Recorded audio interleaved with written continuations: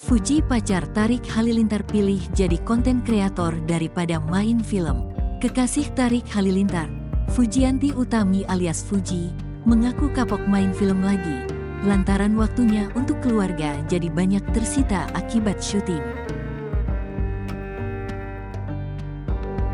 Satu di antara alasan Fuji kapok main film lagi adalah belum terbiasa berjauhan dengan keluarga.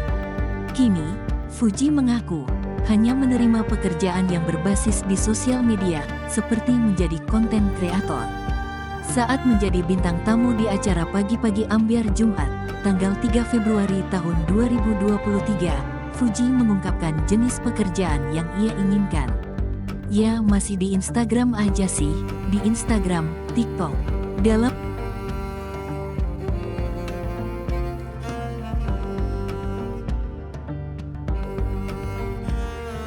media sosial sih, konten kreator, kata Fuji dikutip dari YouTube Trans TV Official, Sabtu, tanggal 4 Februari tahun 2023. Fuji menolak tawaran main film lagi lantaran merasa kurang waktu bersama dengan keluarga. Itu juga yang menjadi tantang terbesar yang harus dihadapi Fuji saat menerima tawaran bermain film. Waktunya, karena waktu itu aku syutingnya di Bogor, nggak ketemu mama, nggak ketemu papa, nggak ketemu Gala, keponakan. Kalau keluarga kayak kangen gitu, ujarnya.